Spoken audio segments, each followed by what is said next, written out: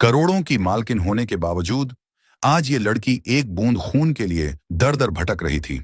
Hospital के बाहर खड़ी वो बार बार हर आने जाने वाले से सिर्फ एक ही सवाल पूछ रही थी, प्लीज, किसी का ब्लड ग्रुप ओ नेगेटिव है क्या?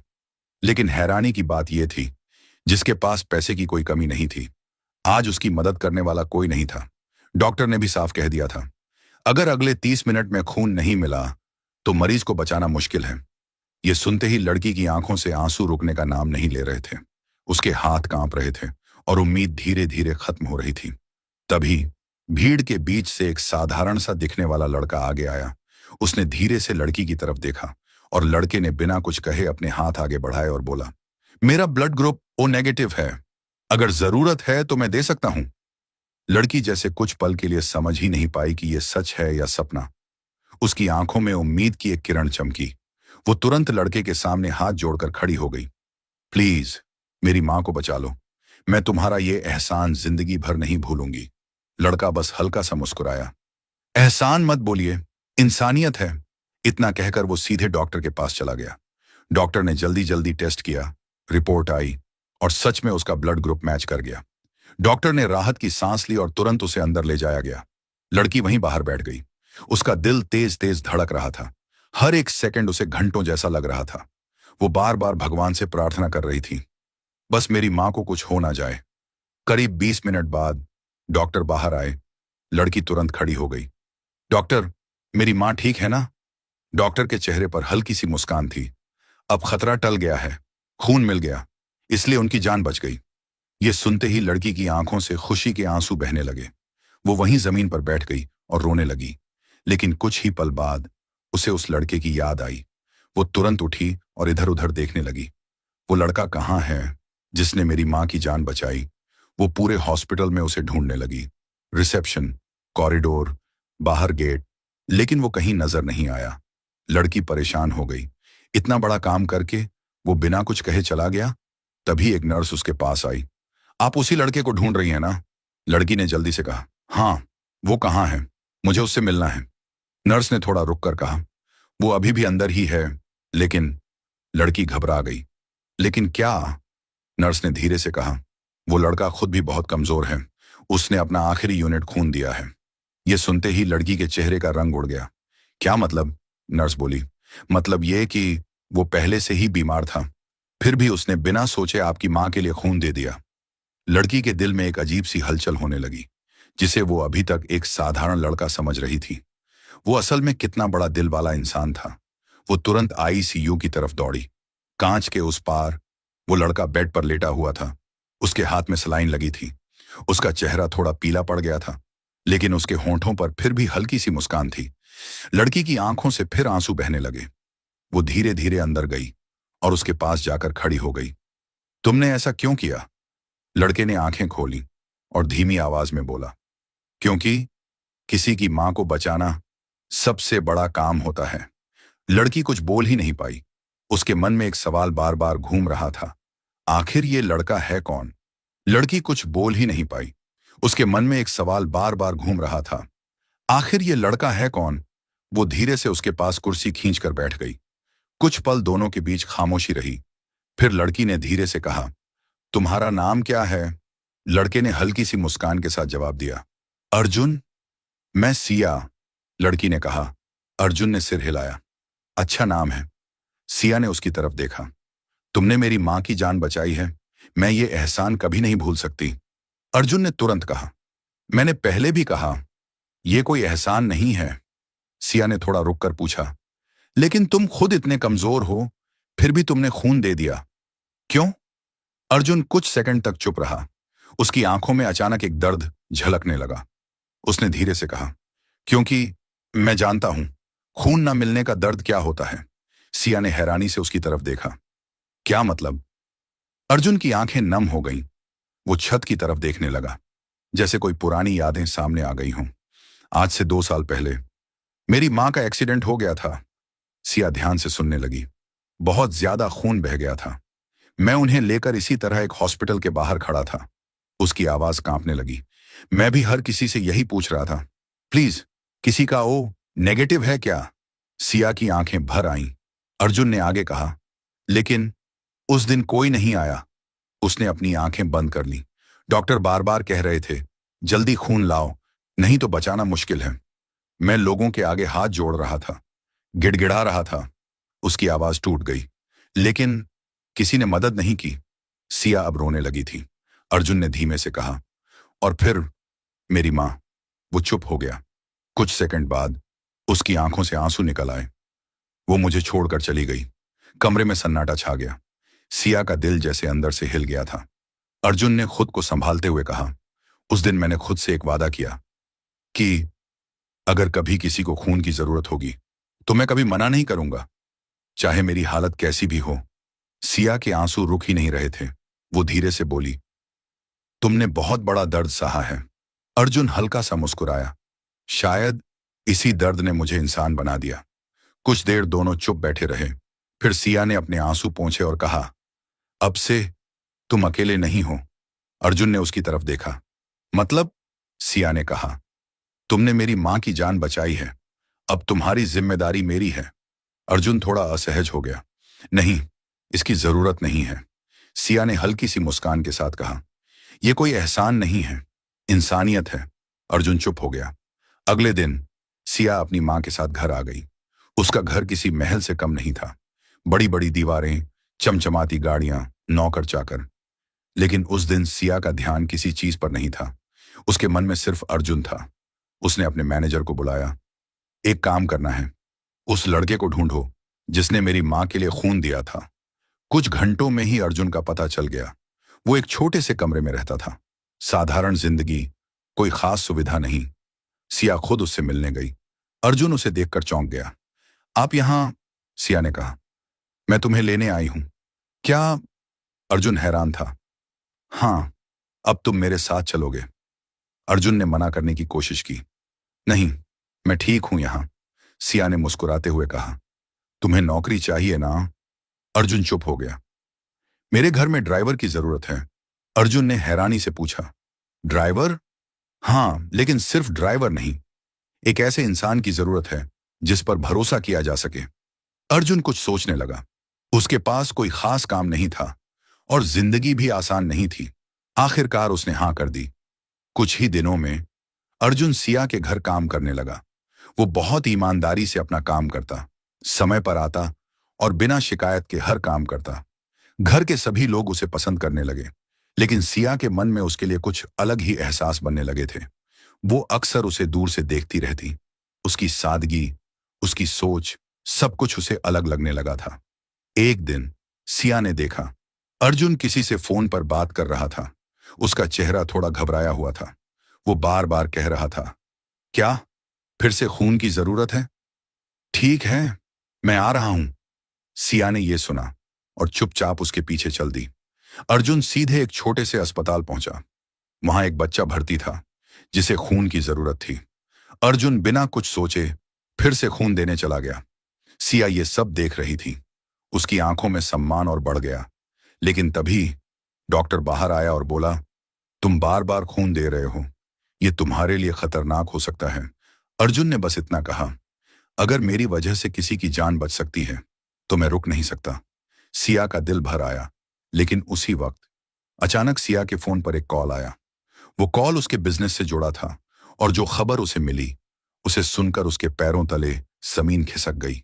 मैम, कंपनी में बहुत बड़ा फ्रॉड हुआ है। सिया के हाथ कांपने लगे।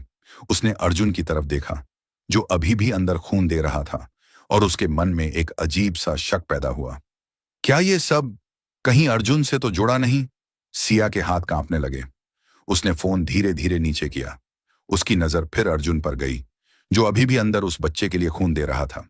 दिल कह रहा था, यह लड़का ऐसा नहीं हो सकता। लेकिन दिमाग बार बार सवाल उठा रहा था। इतनी बड़ी कंपनी में फ्रॉड और उसी वक्त अर्जुन का यूं बार बार गायब होना, क्या यह सिर्फ इत्तेफाक है? सिया अंदर ही अंदर उलझ गई थी। कुछ देर बाद अर्जुन बाहर आया। थोड़ा कमजोर लग रहा था, लेकिन चेहरे पर वही सुकून था। बच्चा अब ठीक है, उसने हल्की मुस्कान के साथ कहा। सिया बस उसे देखती रह गई। उसके मन में तूफान चल रहा था। वो चाहकर भी कुछ नहीं बोली। दोनों चुपचाप घर वापस आ गए। उस रात सिया को नींद नहीं आई। बार बार वही सवाल, वही शक। अगले दिन सिया ने अपने सबसे भरोसेमंद मैनेजर को बुलाया। मुझे हर हाल में सच जानना है। कंपनी में जो फ्रॉड हुआ है उसके पीछे कौन है? मैनेजर ने सिर हिलाया। मैं पूरी जांच करवाता हूं मैम, सिया ने थोड़ी देर रुककर कहा। और अर्जुन पर भी नजर रखो। मैनेजर थोड़ा चौंका। अर्जुन? हाँ, सिया ने धीरे से कहा। बस चुपचाप, बिना उसे पता चले। दिन गुजरते गए। अर्जुन पहले की तरह ही अपना काम करता रहा। समय पर गाड़ी निकालना, सिया को ऑफिस छोड़ना, घर के कामों में मदद करना। लेकिन अब सिया का नजरिया बदल चुका था। वो हर छोटी बात नोटिस करने लगी। अर्जुन कब फोन करता है, कहाँ जाता है, किससे मिलता है? एक दिन मैनेजर सिया के पास आया। मैम, कुछ जानकारी मिली है। सिया का दिल तेज धड़कने लगा। क्या? कंपनी के अकाउंट से करोड़ों रुपए किसी अनजान अकाउंट में ट्रांसफर हुए हैं, और वो अकाउंट किसी अर्जुन के नाम पर है। ये सुनते ही सिया के पैरों तले जमीन खिसक गई। क्या? लेकिन मैम, मैनेजर ने कहा, पूरा नाम मैच नहीं कर रहा और कुछ डिटेल्स अलग हैं। सिया उलझ गई। मतलब शक तो है, लेकिन पक्का सबूत नहीं। सिया चुप हो गई। उसे याद आया अर्जुन का दर्द, उसकी मां की कहानी। क्या वो सब झूठ था? उसके दिल में एक डर बैठ गया। उसी शाम सिया ऑफिस से घर लौट रही थी। अर्जुन गाड़ी चला रहा था। अचानक सिया ने कहा, अर्जुन, गाड़ी रोको। गाड़ी सड़क किनारे रुक गई। सिया ने उसकी तरफ देखा। मुझे तुमसे कुछ पूछना है। अर्जुन ने शांत नजरों से देखा। जी मैम। सिया की आवाज थोड़ी सख्त हो गई। क्या तुमने कभी मेरी कंपनी के अकाउंट्स को हाथ लगाया है? अर्जुन चौंक गया। नहीं मैम, मैं तो सिर्फ ड्राइवर हूं। झूठ मत बोलो, सिया अचानक तेज आवाज में बोली। अर्जुन घबरा गया। मैं सच कह रहा हूं। सिया की आंखों में गुस्सा और दर्द दोनों थे। मेरी कंपनी से करोड़ों रुपए गायब हुए हैं, और जिस अकाउंट में गए हैं उसका नाम अर्जुन है। अर्जुन कुछ पल के लिए चुप हो गया। उसके चेहरे पर हैरानी थी। लेकिन मैंने ऐसा कुछ नहीं किया, सिया ने गुस्से में कहा। फिर ये सब क्या है? अर्जुन की आवाज धीमी हो गई। मुझे नहीं पता मैम, सिया ने आंखें बंद कर ली। मैंने तुम पर भरोसा किया था। अर्जुन के दिल पर जैसे चोट लगी। और तुमने? मैंने कुछ नहीं किया, अर्जुन ने धीरे से कहा। लेकिन अब सिया के अंदर का शक बहुत बड़ा हो चुका था। आज से तुम इस घर में काम नहीं करोगे। अर्जुन ने सिर झुका लिया। ठीक है मैम। उसने बिना कुछ कहे गाड़ी की चाबी टेबल पर रखी और धीरे धीरे वहां से चला गया। सिया उसे जाते हुए देखती रह गई। दिल रो रहा था, लेकिन दिमाग उसे रोकने नहीं दे रहा था। कुछ दिन बीत गए। घर फिर से शांत हो गया, लेकिन सिया के दिल में खालीपन बढ़ता जा रहा था। अर्जुन की कमी उसे हर जगह महसूस होने लगी। उधर अर्जुन अपनी पुरानी जिंदगी में वापस आ गया। छोटा सा कमरा, साधारण काम, लेकिन उसके चेहरे पर एक अजीब सा सुकून था। वो अब भी लोगों की मदद करता। जहां भी खून की जरूरत होती वो पहुंच जाता। एक दिन अचानक पुलिस उसके कमरे पर आई। अर्जुन, तुम्हें हमारे साथ चलना होगा। अर्जुन चौंक गया। क्यों? तुम पर करोड़ों के फ्रॉड का आरोप है। यह सुनकर अर्जुन के पैरों तले जमीन खिसक गई। उसे तुरंत गिरफ्तार कर लिया गया। यह खबर जल्दी ही सिया तक पहुंची। वो हैरान रह गई। क्या सच में अर्जुन दोषी है? लेकिन उसके दिल में अब भी कहीं ना कहीं एक आवाज आ रही थी, नहीं, यह लड़का ऐसा नहीं हो सकता। उसी वक्त मैनेजर भागता हुआ आया। मैम, एक बहुत बड़ी जानकारी मिली है। सिया ने जल्दी से पूछा। क्या? असली फ्रॉड करने वाला कोई और है, और उसने जानबूझकर अर्जुन का नाम इस्तेमाल किया है। सिया की आंखें फैल गईं। क्या? और वो इंसान आपके बहुत करीब है। सिया का दिल जोर जोर से धड़कने लगा। कौन है वो? मैनेजर ने धीरे से एक नाम लिया, और वो नाम सुनते ही सिया के होश उड़ गए। रोहित सर। सिया कुछ पल के लिए बिल्कुल चुप रह गई। रोहित, उसका अपना चचेरा भाई, जिस पर उसने आंख बंद करके भरोसा किया था।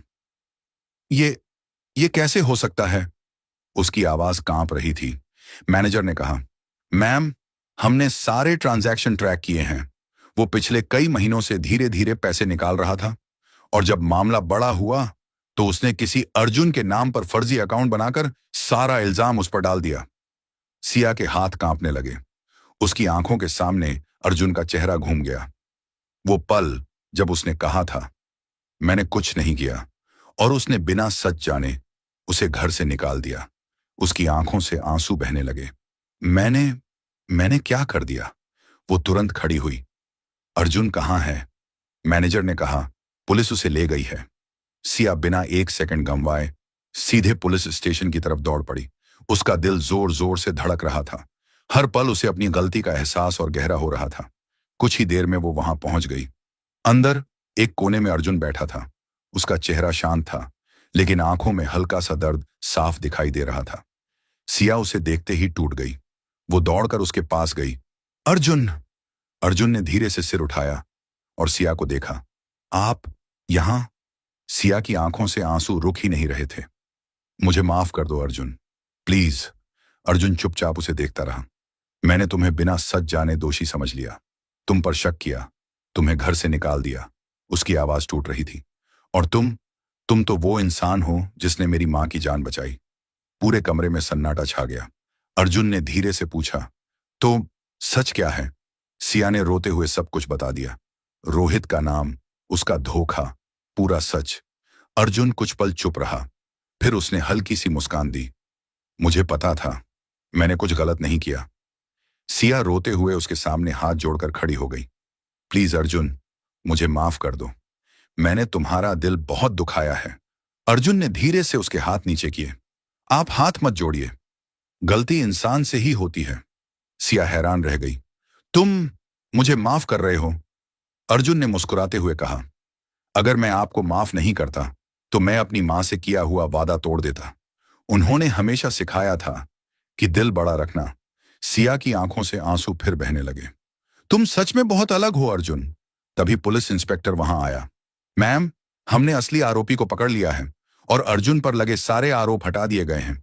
सिया ने राहत की सांस ली। कुछ देर बाद अर्जुन बाहर आ गया। सिया उसके सामने खड़ी थी। थोड़ा झिझकते हुए उसने कहा, अर्जुन, क्या तुम वापस मेरे घर चलोगे? अर्जुन चुप हो गया।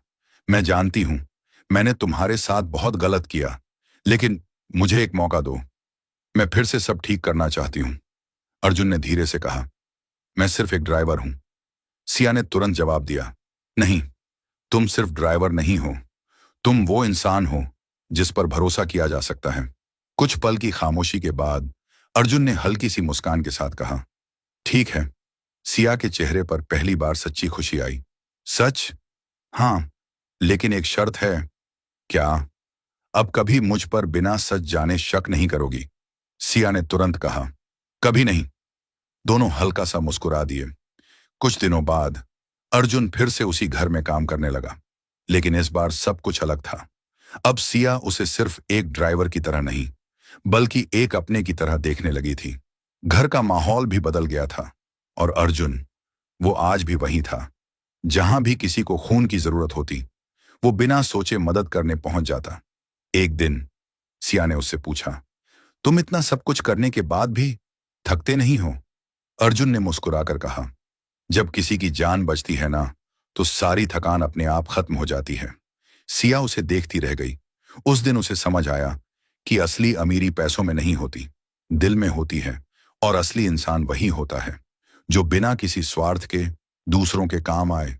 कहानी की सीख, जिंदगी में कभी भी किसी को उसकी हालत देखकर मत आंको, क्योंकि कई बार साधारण दिखने वाले लोग सबसे असाधारण काम कर जाते हैं।